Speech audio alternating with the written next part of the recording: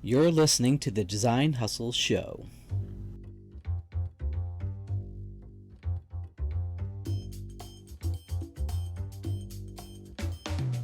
The Design Hustle Show is all about providing tips, tricks, and best practices regarding marketing and design for your hustle. No matter whether you're an entrepreneur, small business, or a corporation, you'll find something you can use to help your growing business. Each episode, I'll bring colleagues from the marketing and design industry to share what they know and how you can use it for your situation. We'll talk in depth about what they do and how they do it.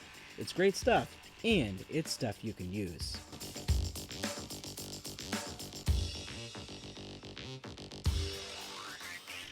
Episode 1 of the Design Hustle Show is all about demystifying SEO, how content marketing helps, and the difference between that and search engine marketing. I welcome my friend Mike Conley, a digital marketing specialist who's worked in the footwear, apparel, and food service industries, and has also worked for a couple of marketing agencies too. We talked about SEO, SEM, and content marketing, as well as the future of SEO, and basically what's next. What makes it so mystical? Mike shares his thoughts on how important content marketing is to your SEO, advice on search engine marketing, and where to get a great grilled cheese sandwich. Let's jump right in.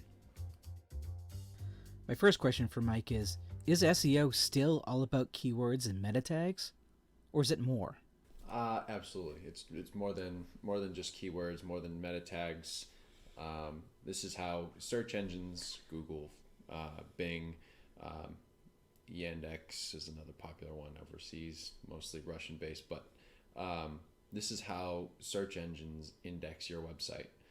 But it's also about page structure and making sure your site is laid out appropriately so services like Google Analytics can better assist you with formatting your data better than just logging in and looking at random URLs.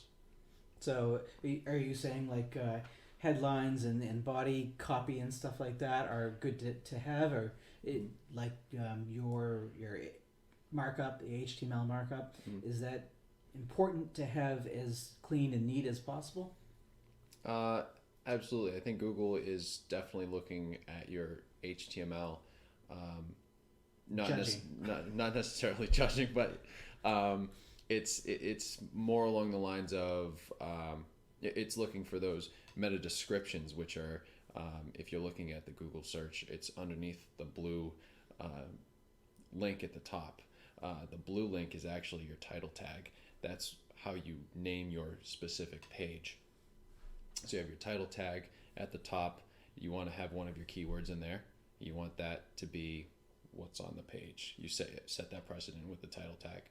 Then in your meta description, you want to reiterate that and go into a little bit more detail, maybe a summary of what's on that page.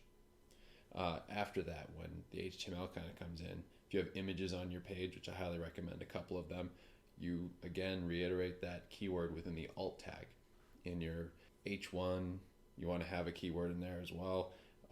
You want to keep your consistency throughout your paragraphs as well. And one thing we should always remember, Google is always getting smarter. I think it's really always clear. We see that just the other day they had, I guess we're all going to have our own telemarketers for ourselves, be able to call salons without ever having to talk to them. Google will do that for us. It's kind of interesting.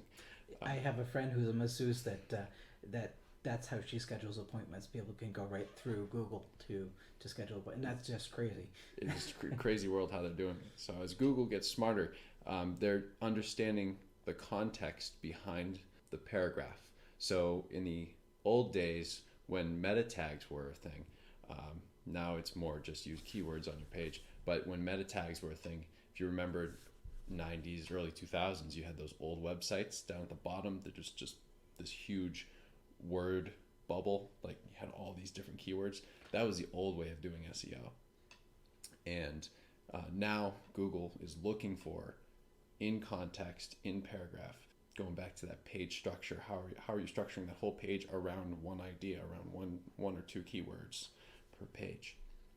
So, Will Google penalize you if you're trying to keyword stuff your pages? Are they policing it that closely, or is it something that they're like, they'll maybe, you won't be higher in the search engine rankings if you're just, stuffing your keyword as much as possible within page. Good question. I think it's important not to overdo it with your keyword on whatever page, and also adding too many keywords. So you want to have a focus going into making one page. You want to make sure that content is structured around, again, one or two keywords and similar words. So if you're ranking for bottled water, you could talk about H2O, talk about water, talk about bottled water, talk about what are the types of waters that have the zero. Probably edit that out. Probably a bad one. Let's see, what would be a good example then? If you're looking at wine, right? There's so many types of wines. Right. Right. You're a wine fan. I know that. Absolutely. So what's your favorite type? I prefer reds, not reds, sorry, whites. I'm currently drinking a red at home. Whites, I prefer like a Riesling. Okay. And Pinot Grigio is kind of in that ballpark. Okay. Also. Okay, so if you like Riesling wine, and that's your page title tag at the top, it's in your meta description, it's in a couple of your H1s and paragraph tags. What other things are associated with Riesling? Well, there's white wine. There's maybe what type of grapes are used within that, what part of the country it is. This is all contextual evidence that Google looks at to see, A, is this good content for me to publish, and does this person also have some sort of unique view or is an expert in this area on Riesling? So in a way, Google will penalize you if it doesn't all add up to it, whatever its algorithm is looking for. So keeping that structure and staying focused on that specific keyword and how you're going to write it is very important. Is having more than one keyword on a particular page a good idea, bad idea? Is it helpful? Depends on how you are going to move the. I would say that if you have a person that's going to land on one of those pages, they go to the Riesling page. Continue with our wine example. Absolutely. What other types of wines are similar to that? Okay, maybe have a little bit of blurb. If you like Riesling, you might like this, and talk a very little bit about it, and then have a link to that other page on your website that talks about that other, as you said, Pinot Grigio talks about Pinot Grigio, and then you repeat that same page structure but for the different keyword. Okay. So having similar keywords on there, loosely related to whatever you're focusing on that page, that's good. It helps drive, it's almost like internal link juice for your website. One's associated with the other, and it just keeps the flow going. Specificity. Yeah, it's a big word. Is it important to drill down to the most specific thing, or should you have a page, basically the long tail? Is that still important? Was it ever important with regard to, say, all right, white wines is your category, your landing page, and then within the white wines category you have Riesling, Chardonnay, Pinot Grigio. Is going down further down and down and down until you don't have any further to go. Is that important, or is that... You're talking about URL structure. Right. Yes, absolutely. I think that's another component of SEO. You need to have that keyword in your URL in some way. So on top of your title tag, meta description, Google's going to look for that. That adds to the overall review that Google does when it crawls your site. Having that page structure, or that URL structure, I should say, jeffrieswines.com/white wine/Riesling, absolutely. That is very important, because again, it's telling Google you're structuring it, and if your overall keyword and what you do is sell white wines or sell wines, Google wants to know, how do you structure this? You're not going to just have one homepage that's going to have reds and whites and then every other type on there, and anytime somebody wants to go there, they're going to go to that homepage. No, you want to send people to specific pages, and the URL is not necessarily for the people who are looking for it, it's also for Google and how they're going to index that website appropriately. So let's talk about content. how important is having great content that you can read and feel like it's got substance, or is it just the 2 or 3 sentences that summarize your business or whatever you're talking about that can be found wherever on the internet? It is important to have that content that really kind of shows, and how much of it should you have throughout your site to help with SEO, obviously. It's a great question. Content marketing is very important. You have to remember, as you're going into your business, you're going into business because you either provide a unique product or service, and you are in your own way trying to prove yourself as being better than the competition. A lot of people who have landscaping businesses or anything put their name on their truck and a couple of the main keywords that they do that, and that's their driving billboard. When it gets to the website, some of them just throw up a random one-pager and just say, hey, this is where I am and this is what I do. Well, is there any information you can provide that you know about? So if you're landscaping, what different types of grasses are there, or do you provide? We're in New England. We have 4 very distinct seasons. What grass is going to last for 3 seasons? What don't you have to plant every year if it's a specific plant that you're helping out with? That is knowledge that your clients or customers may not know. So back to SEO, if you have keywords for your business or what have you, designing and creating content around that to make you, again, an expert in your area shows to people that you are that expert and you're unique in what you do, and that's Google when it's, again, in context writing, and then your customers.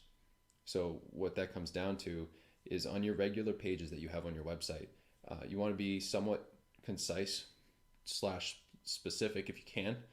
You want to have that one focus keyword and content around that.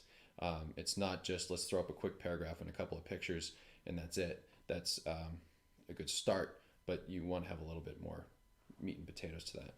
When you're getting more specific into what you're doing, you may want to consider blog or blogging. Add those keywords that are still related to those major keywords and link back to that page.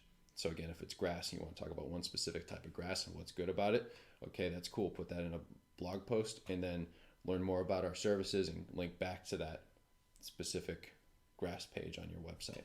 It helps identify you as an expert in that area. Well, and it also, I think, probably keeps the user, the visitor, on your site longer, and the longer they stay, obviously, absolutely, the better the chance for a sale. Absolutely. It's kind of funny. I think of, if you go back to how the internet was originally designed, the World Wide Web. Think of it like a spider web, and the spiders are your SERPs, your search engine providers, right? And they want to munch on the biggest bug. Your website is going to be that bug. The bigger you are, the more attention you get.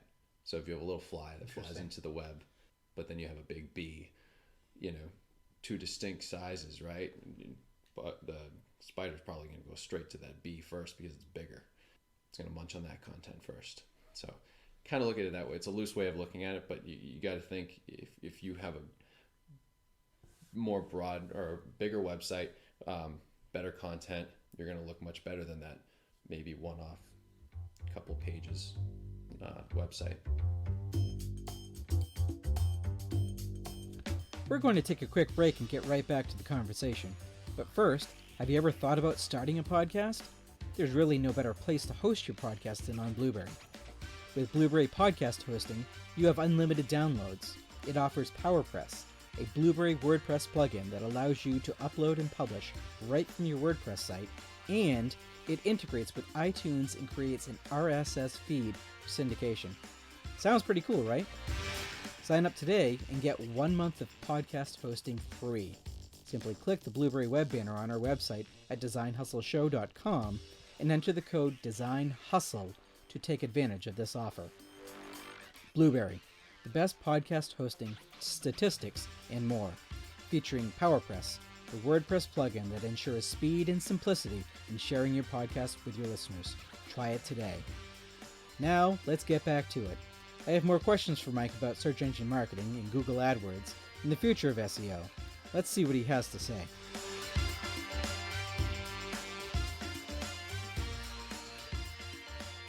Search engine marketing, SEM, how is that different from content marketing? SEM is your online advertising, right? That's what's going to drive traffic to your website. Think of it like billboards on the internet. There's two types of Ads. there's two types of ads. There's two networks of ads. So there's the search network and then there's the display network. The search network is on Google and Bing and Yahoo. You set up a text ad. That's going to be your search network. Okay. Anytime somebody puts in a keyword into those searches, you're going to be bidding on those keywords to show up. On the display side of things, when you go to a New York Times article or Wall Street Journal or wherever, that's where you're going to see those ads in the middle of the page. That's the display network. Both have really unique cases. Search ads are great to start with if you're trying to rank higher in search and trying to get noticed. People are searching for your services. Google AdWords is going to help provide you with a baseline of how many people are searching on a monthly basis and what the cost of those would be per click. On the display side of things, you're going to hit that kind of assistance from Google as well based on audience type. So we'll use the wine example again. If you want wine enthusiasts, there might be an affinity audience or an in-market audience that Google already has for people that are long-term interested in wine. That would be your affinity audience. And then there's the in-market audience, people ready to buy. They're actively searching. So with the display network, you're going to be paying per click as well. Might be a little bit more expensive depending on the audience, just as search network might be a little bit more expensive depending on the demand for that keyword, the competitiveness of that keyword. As far as like ads and ad budgets go, I've done a few campaigns with limited success over the past year or 2 years. And how do you know how long an ad should run in addition to how much to spend to really get what you can from that ad? Because I know you can't just let an ad run for a week and expect to get any great return on it because it just hasn't gotten enough impressions out. How do you know where's that magic spot, the sweet spot where it's long enough that it gets the exposure and possibly a couple clicks, or and how much do you allot for that? When do you cut the line? Say, hey, that's too much. So the one thing I think we need to remember about all types of search engine marketing and search engine optimization is that it's never a set it and forget it type thing. You're always you're always iterating. Not every day. You're going to drive yourself nuts if you're doing this every day. Maybe once a week, spend 20 minutes, look at it, and then once a month, go in and see, all right, what's working, what's not. When you're starting out, it's great to have the assistance of Google and have the affinity audience and the knowledge of what's behind all the keywords, but that might not be the right stuff for you. You might say, well, I'm a wine enthusiast and I'm going to go after people who are just like me. Well, that might not necessarily be it. You might be going after people who are looking at stressed at work or something like that. Not that alcohol is the end-all be-all solution, but sometimes it helps to take the edge off. Right. But you might find that other audiences are more likely to be for you, for your service, for whatever you're trying to rank for and whatever you're trying to advertise for. But I would say once a month you definitely want to do a review. What happened? How many impressions? What are you getting for clicks? What's your click-through rate? Impressions are great. The click-through rate's really going to tell you. On the search side, 3% is sometimes, as an industry standard, 3% is a good click-through rate. On the display side, it could be 0.18. The reason for that is, the reason it's lower is you're going to have a lot more impressions on the display side, because Google's just going to be throwing that ad out to wherever that person on the internet is searching, wherever they're browsing, trying to get them. And that one person's maybe going to have multiple impressions. So that's something to consider as well. Definitely once a month, do a review. As far as budget goes, if you're just starting out, it depends on how much. It really depends on how much you're willing to dive in. You look at it from a daily perspective. If you're doing $10 a day, it might be a good place to start with the display network just to see what's out there. If you're on the search network, it might be a little bit more, because your keyword, again, if we're talking wines, that or even landscaping, those might be really competitive depending on the time of year. Right. So, and that could be the exact same thing for the display network. So you might need to up your budget. But if you're really trying to control that cost per click, definitely at least start somewhere and see what's happening. If you only get 2 clicks a day, but it's generating stuff, something's better than nothing, right? Right. But as long as so what I would take away from this is, don't drive yourself insane and check it every single day.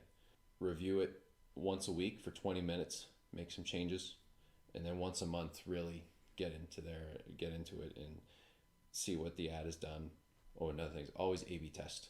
If you have a search ad, run another one that's similar or different type of verbiage, just to see what happens.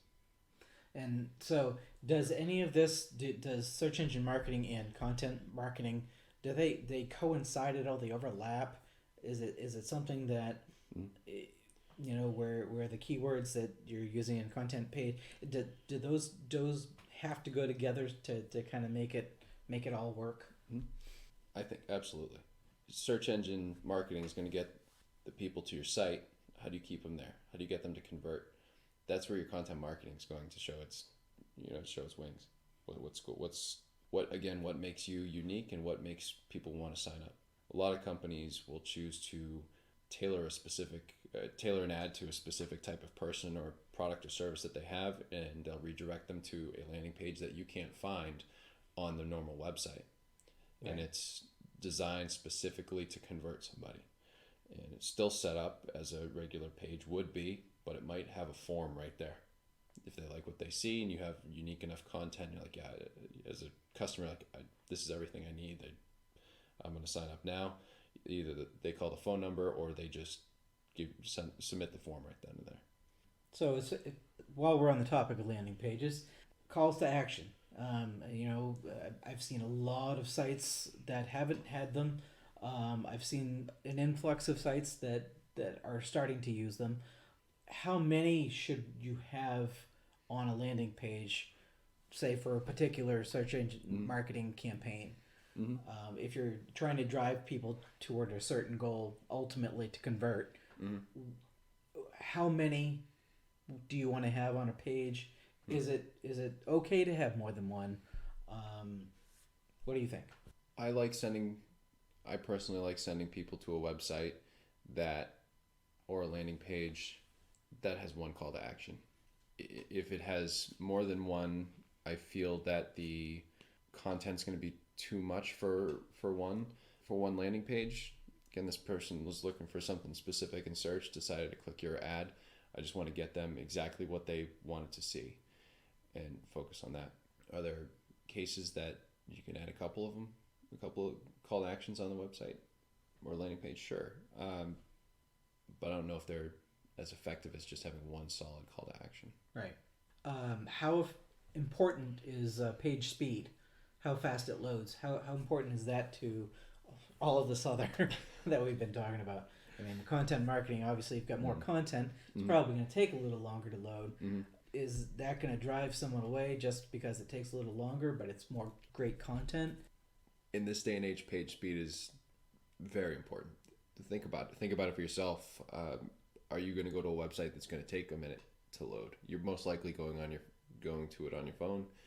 If you're at work, you have a little bit of time in between tasks. Do a quick search. You want something now. You want something quick, and that's just the general sense across the internet. Everybody wants something now. Amazon Prime, you get stuff in 2 days. We're in a society that wants everything now. It's my money and I want it now. Right. Type deal, right? So absolutely important, and how you get there is making sure your page structure is set up properly. A clean HTML page, or if you're using something like WordPress, make sure that you are optimizing that page. Your images, using what is it, tinypng.com, making sure that their images are minimized but still good quality, so that they're not taking up too much of the load time. Cool. Where do you see SEO going? Even 2 months from now, 6 months from now, a year from now, 5 years from now? I know Google is making some great big changes, and their mobile first indexing is they claim it's starting already. They're rolling it out. In some cases, I've seen some sites that aren't mobile ready, and they're still near the top. So I'm waiting for that to happen. And where do you see it going? I think just recently Google allows you to index both mobile pages and your regular desktop pages separately now. So that's pretty interesting. So that means we're getting to a world where search might be completely AMP ready, accelerated mobile pages.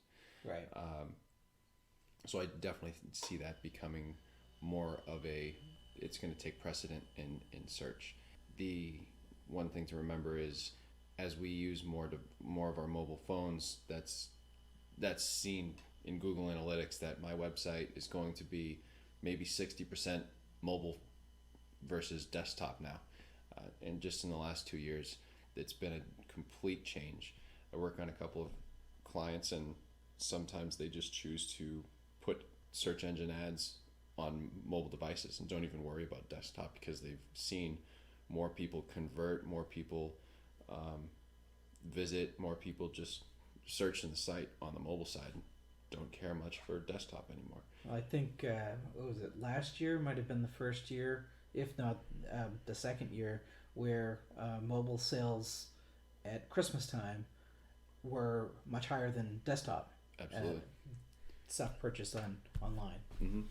It's crazy. Amazon and like companies have done a great job optimizing their mobile apps for quick purchases. You go on Amazon, you find exactly what you want, and it's a one-click purchase. I mean, that doesn't get that much easier than that. No. Dangerous too. It is very dangerous. Don't drink wine and go to Amazon.com. Don't drink wine in Prime. There we go. Words to live by. But where it's going, I definitely think it's going to tie into a lot of the, if it hasn't already, the at-home devices. So Google Home, what is it called, the iHome, Alexa. Right. When you're asking those questions, hey, what's a whale sound like, or whatever we see on the internet, right, or on the TV, those little snippets that in search you would see at the top, Alexa, Google, iHome is looking for that type of stuff. And back to that contextual crawl that Google does, it's looking for that information and trying to validate that it's correct and usable by a lot of people. So definitely think it's going there. And then going back to kind of what we said, if I say to Google, schedule me a haircut, it's going to call the salon itself and have that conversation with them. So it's the text that we provide or say that it understands, and then the actions that it takes, that I think SEO is going to help out a lot with that. And for us marketers and advertisers to have our attention to that, I think is very valuable. Do you think Google's moving towards AI? Absolutely. I think my life at home is kind of run by Google AI. So I like the Google Home. I think it's great. Excellent. Well, thank you for recording with me and enlightening me on more SEO stuff. One last question, all important. This is the most important question of this whole interview. What's your favorite lunch spot? My favorite lunch spot. Recently, I've been going to Cheddar and Rye on Elm Street. They just opened up a couple weeks ago. In Manchester. And they have the best grilled cheeses and they have a great tomato soup that goes along with it. It's comfort food, but it's great. That's the cheddar part. The rye part, there's a whiskey bar out back that they're working on, so that'll open soon, but cheddar and rye is great. Excellent, excellent. So cheddar and rye on Elm Street in Manchester. Mm-hmm. All right, well, thank you, Mike, and we'll see you next time. All right. Thanks for joining us for this episode of the Design Hustle Show. I hope you found some info you can use in your business or side hustle. Want us to cover something specific on the Design Hustle Show? Email us at design@dpigraphics.net and let us know. Tell a friend and check us out on iTunes or wherever you get your favorite podcasts. Coming up on the next episode of the Design Hustle Show, my friend Jesse Nicoli joins me to talk about all kinds of design resources and what plugins every WordPress site needs to have, so join us next time for that. Thanks for listening.